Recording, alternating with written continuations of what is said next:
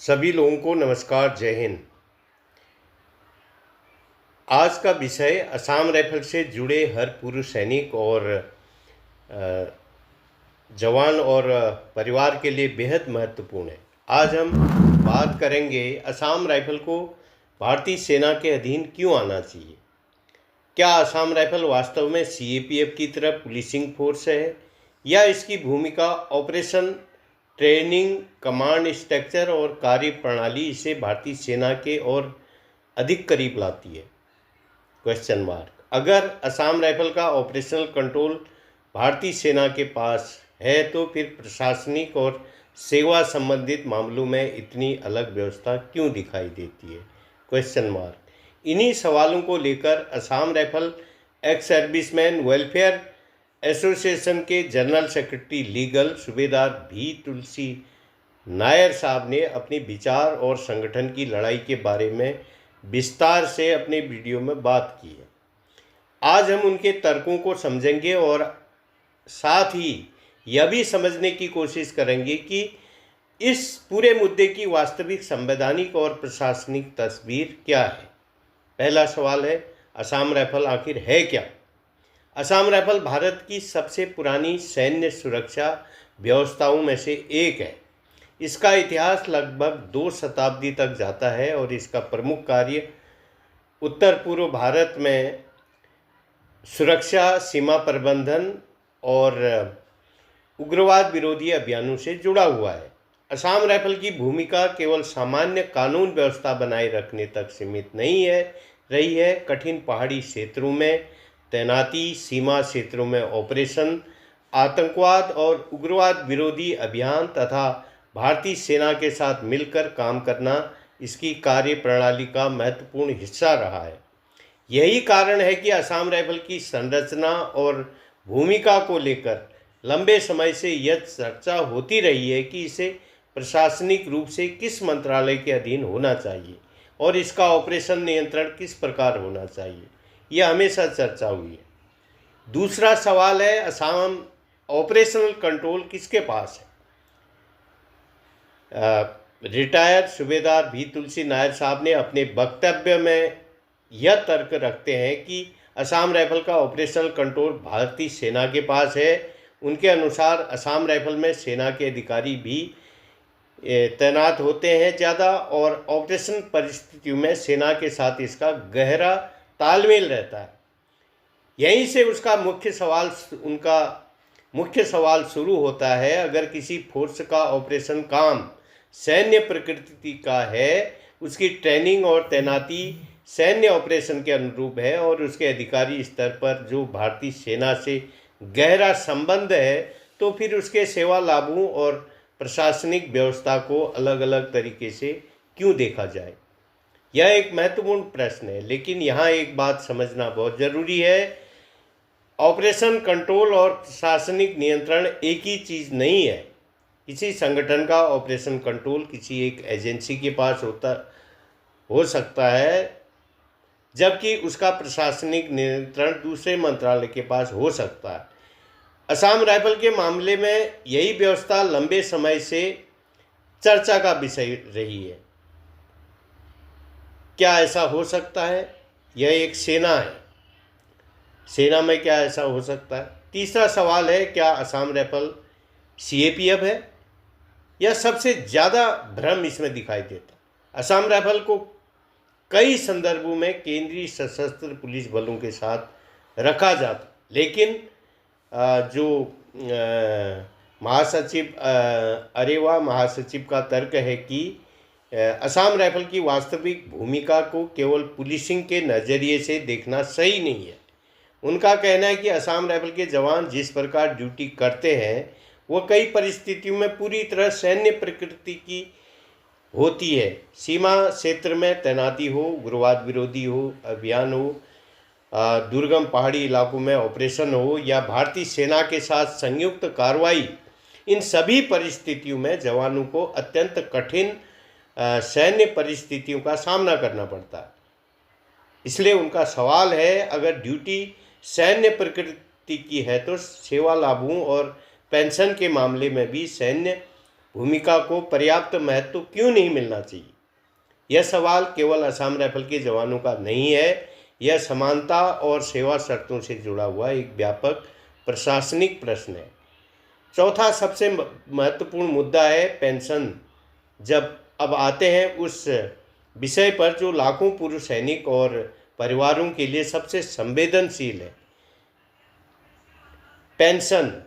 Retire अरेवा महासचिव नायर साहब का कहना है कि असम राइफल के पुराने और नए पेंशनरों के बीच कई मामलों में महत्वपूर्ण अंतर दिखाई देता है। एक ही रैंक, लगभग समान सेवा अवधि, समान प्रकार की कठिन ड्यूटी, लेकिन पेंशन में भारी अंतर। यहीं से सवाल उठता है, क्या समान प्रकृति की सेवा के लिए पेंशन व्यवस्था में इतना अंतर उचित है? भारत के संविधान में समानता का सिद्धांत महत्वपूर्ण है। सुप्रीम कोर्ट ने भी कई मामलों में समानता और equal pay for equal work जैसे सिद्धांतों पर विचार किया है, लेकिन हर मामला अपने तथ्यों और लागू नियमों के आधार पर अलग होता है। इसलिए केवल equal pay for equal work का नाम लेना ही सिर्फ पर्याप्त नहीं है। जरूरी ये भी है कि असम राइफल की वास्तविक सेवा प्रकृति, कानूनी स्थिति, नियम और लागू सरकारी आदेशों को एक साथ देखकर निष्पक्ष इसका जो है इसमें जो है इसका समाधान किया जाना चाहिए। पांचवा मुद्दा है पुरानी पेंशन और नई पेंशन एक वीडियो में अरेवा महासचिव सूबेदार रिटायर्ड बी तुलसी नायर साहब ने यह सवाल भी उठाया है कि यदि बलों को कानूनी रूप से आर्म्ड फोर्स के रूप में परिभाषित किया जाता है तो उसके लिए पेंशन व्यवस्था अलग क्यों होनी चाहिए?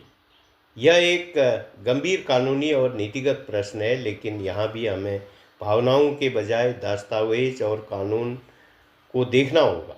किसी संगठन या किसी कानून में आर्म्ड फोर्स के रूप में उल्लेख होना अपने आप में हर सेवा लाभ को भारतीय सेना के समान भले ही नहीं बना सकता, लेकिन हर सेवा की अपनी नियमित व्यवस्था, भर्ती नियम, पेंशन नियम और प्रशासनिक प्रावधान होते हैं। इसलिए असली लड़ाई यही है कि क्या असम राइफल की वर्तमान व्यवस्था उनकी वास्तविक ड्यूटी और बल की प्रकृति के अनुरूप है। अगला मुद्दा है हाइब्रिड ड्यूटी पर सवाल। एक और दिलचस्प बात सामने आती है। अरेवा जो महासचिव ने हाइब्रिड ड्यूटी शब्द के इस्तेमाल पर सवाल उठाया है। उनका तर्क है कि सामान्य सिविल क्षेत्र में हाइब्रिड वर्क का मतलब अक्सर एक ही प्रकार का काम अलग अलग स्थानों में से करना होता है, लेकिन असम राइफल की परिस्थितियां ऐसी नहीं है। एक जवान जब सीमा या ऑपरेशन क्षेत्र में तैनात होता है तो उसका काम किसी सामान्य कार्यालय की नौकरी जैसा नहीं होता। वह 24 घंटे की सैन्य सुरक्षा जिम्मेदारी निभाता है। इसलिए उनका कहना है कि असम राइफल की ड्यूटी को सामान्य सिविल या पुलिस ड्यूटी की श्रेणी में समझना उचित नहीं होगा। यह तर्क निश्चित रूप से बहस योग्य है और इसी कारण इस विषय पर गंभीर नीति स्तरीय चर्चा आवश्यक है। सातवां मुद्दा है आर्मी अफसर और डिप्यूटेशन।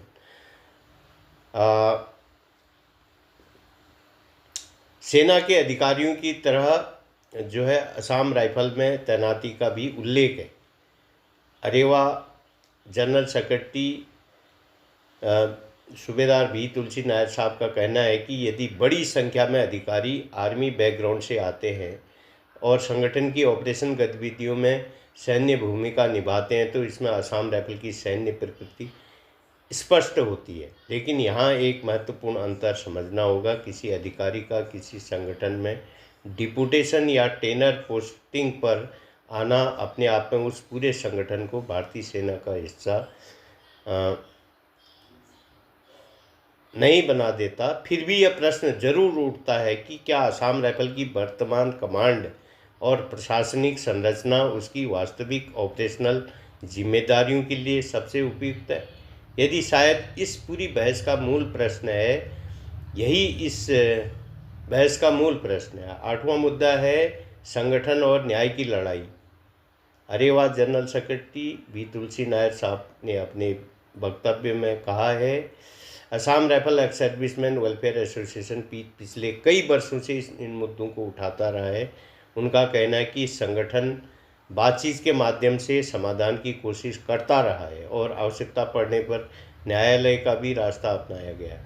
यह लोकतांत्रिक व्यवस्था में एक सामान्य और वैधानिक तरीका है। किसी भी पूर्व सैनिक संगठन को यदि अपने सदस्यों की समस्याओं को सरकार तक पहुंचाना है तो उसके पास कई संवैधानिक और कानूनी माध्यम होते हैं। प्रतिनिधित्व, ज्ञापन, प्रशासनिक अपील, संसदीय स्तर पर मुद्दा उठाना और आवश्यकता पड़ने पर न्यायपालिका की शरण लेना। इसलिए किसी भी संगठन के सदस्यों को अपनी बात रखने से डरने के बजाय अपने अधिकारों और जिम्मेदारियों दोनों को समझना चाहिए। नौवां मुद्दा, अगला मुद्दा है, क्या सदस्यों को डराया जा रहा है? एक वीडियो में अरेवाल जो जनरल सेक्रेटरी लीगल वी तुलसी नायर साहब ने यह आरोप भी लगाया है कि कुछ सदस्यों में यह डर पैदा किया जा रहा है यदि वे एसोसिएशन के साथ जुड़े तो उनका पेंशन या भविष्य प्रभावित हो सकता है।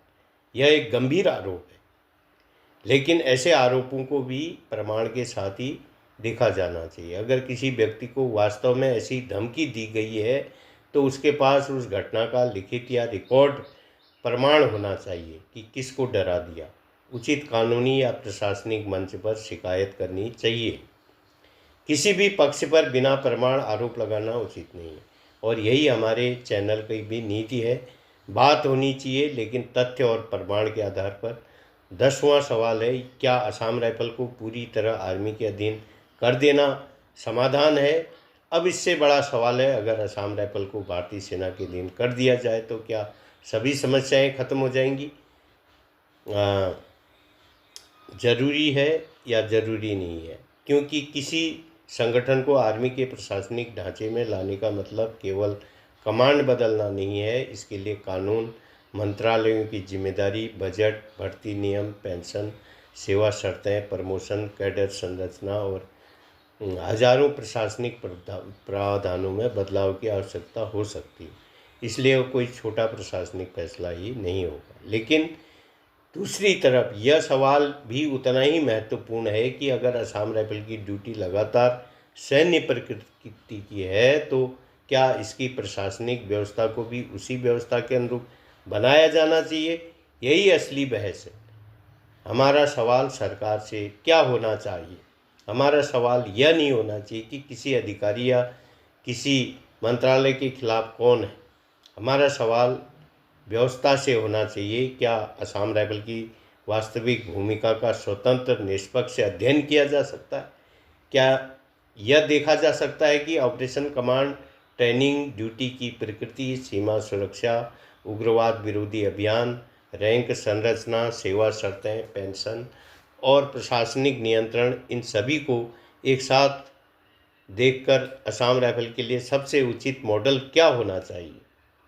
अगर अध्ययन के बाद यह साबित होता है कि वर्तमान व्यवस्था उचित है तो उसे स्पष्ट रूप से बताया जाए और यदि व्यवस्था में सुधार की आवश्यकता है तो उसे भी ईमानदारी से स्वीकार किया जाए। पूर्व सैनिकों के लिए संदेश। मेरे सभी असम राइफल के पूर्व सैनिकों भाइयों और बहनों से एक बात कहना चाहता हूँ, अपने अधिकारों के लिए आवाज़ उठाना गलत नहीं है, लेकिन आवाज़ उठाने का तरीका भी उतना ही महत्वपूर्ण है। तथ्य रखिए, दस्तावेज रखिए, कानून को समझिए, न्यायालय के आदेश को पढ़िए और सबसे महत्वपूर्ण, किसी व्यक्ति पर व्यक्तिगत आरोप लगाने के बजाय मुद्दे पर बात कीजिए। हमारी लड़ाई किसी व्यक्ति के खिलाफ नहीं होनी चाहिए। हमारी लड़ाई अगर है तो व्यवस्था में न्याय, समानता और सम्मान के लिए होनी चाहिए। अंतिम बात, असम राइफल का इतिहास बहुत पुराना है। इस फोर्स ने कठिन परिस्थितियों में देश की सेवा में भूमिका निभाई है। इसलिए आज जब हम इसके प्रशासनिक और सेवा संबंधी ढांचे पर सवाल उठाते हैं तो उद्देश्य किसी संस्था का अपमान करना नहीं होना चाहिए। उद्देश्य होना चाहिए जो जवान सीमा पर खड़ा है उसे उसकी सेवा के अनुरूप सम्मान मिले। जो जवान कठिन ऑपरेशन में जाता है उसकी सेवा का उचित मूल्यांकन हो। जो पूर्व सैनिक जीवन भर देश की सेवा करके घर लौटता है उसकी पेंशन और सम्मान के विषय में न्यायपूर्ण व्यवस्था हो। और सबसे महत्वपूर्ण, असम राइफल की वास्तविक भूमिका और उसकी प्रशासनिक स्थिति के बीच जो भी असमानता है उसे तथ्यों और कानून के आधार पर दूर किया जाए। रिटायर्ड अरेवा महासचिव रिटायर बी तुलसी नायर साहब और Assam rifle ex serviceman welfare association द्वारा उठाए गए सवालों पर अंतिम निर्णय सरकार और न्याय संस्थाओं के अधिकार क्षेत्र में है, लेकिन लोकतंत्र में सवाल पूछना जरूरी है। और जब सवाल हजारों पूर्व सैनिकों के भविष्य, सम्मान और अधिकारों से जुड़े हों तो उस पर गंभीर चर्चा और भी जरूरी हो जाती है। जय हिंद, जय भारत, वंदे मातरम। अगर आपको लगता है कि असम राइफल के इन मुद्दों पर तथ्यपरक चर्चा होनी चाहिए तो वीडियो को लाइक करें, अपने साथी पूर्व सैनिकों और तक शेयर करें और चैनल को सब्सक्राइब जरूर करें। सत्य, तर्क और तथ्य, यही हमारी पहचान है। धन्यवाद। जय हिंद।